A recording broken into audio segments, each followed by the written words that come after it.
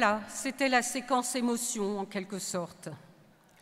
Et l'émotion est grande et s'accompagne aussi d'une très grande joie. Émotion et joie de nous retrouver à 4000, venus des 4 coins de France, d'outre-mer et presque du monde. Un peu comme une grande cousinade. Émotion et joie de partager ce moment singulier autour de nos valeurs communes. Émotion et joie de pouvoir vivre cet égrégore qui va nous ressourcer pour repartir dans nos territoires. Les centres sociaux sont dans la réalité de la vie. Une réalité qui est bouleversée parfois par un flot d'inégalités, d'injustices, parfois et même souvent. Et aujourd'hui, j'ai envie de vous dire, qu'est-ce qu'on attend pour la faire, notre révolution? Nous connaissons toutes et tous ce dernier refrain des Enfoirés. Vous allez me répondre, pour les centres sociaux, la révolution a commencé depuis longtemps, en plaçant la parole des habitants comme moteur de notre action. C'est vrai. Certes, le mouvement est lent, mais il est réel. Donner la parole, écouter la parole, agir avec la parole.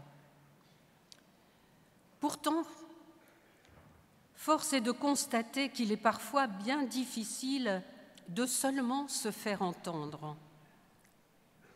Et dans certains pays comme l'Iran, la Chine, Israël, des cris, des revendications, des exigences de changement sont martelées. Nous les rappelions encore hier après-midi sur la place de la République. Les slogans sont femmes, vie, liberté, démocratie, justice.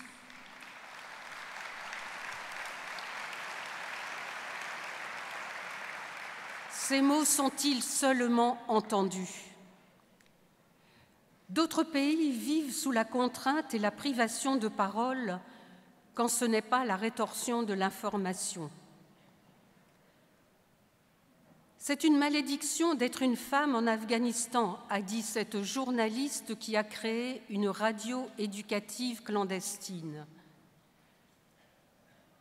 Et aux USA, certains États ont pris la décision de réduire la liberté des femmes en interdisant l'avortement. Bien souvent, ailleurs et chez nous, ce sont les femmes qui ne sont pas entendues et qui continuent de subir des restrictions de liberté, des inégalités salariales, des violences, des discriminations.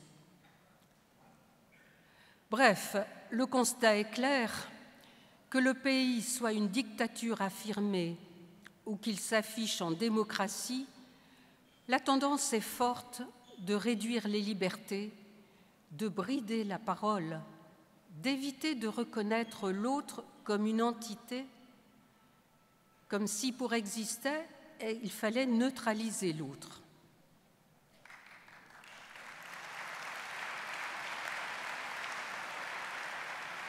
Et pourtant, nous entendons parler régulièrement, ou nous entendons cette expression, démocratie participative. Serait-ce un laissez-passer pour faire croire à l'autre qu'il peut parler, qu'il peut dire? Mais que se passe-t-il? La parole fait-elle si peur? Parler, c'est s'affirmer, c'est affirmer, c'est demander, c'est exprimer des attentes, des réflexions.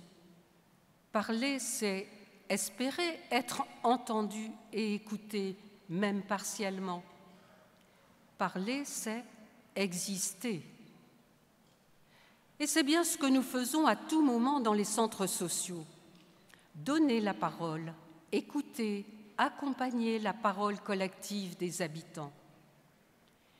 Et ce congrès que nous allons vivre et construire ensemble est un lieu de parole par excellence. C'est un lieu d'échange, un lieu de débat, même s'il nous faut relever le défi d'un débat à 4000. Un lieu de confrontation d'idées dans le respect de la parole de chacun. Acceptons le conflit d'idées et reprenons la parole du philosophe Georges Simmel.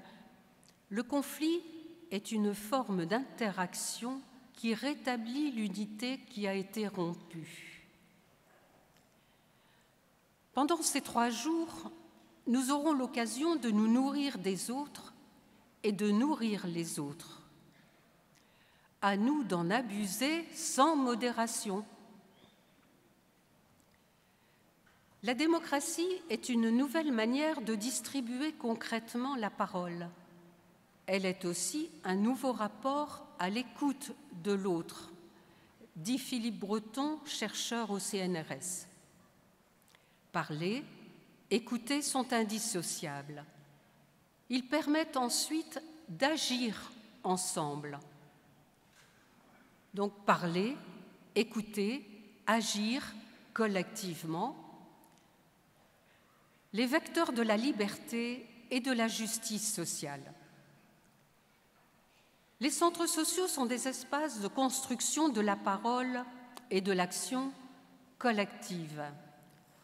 Autorisons-nous à les démultiplier pour que chacun se sente acteur de sa vie et que, ensemble, nous participions à la transformation d'une société. Mes amis, rassemblons nos différences pour en faire une grande compétence.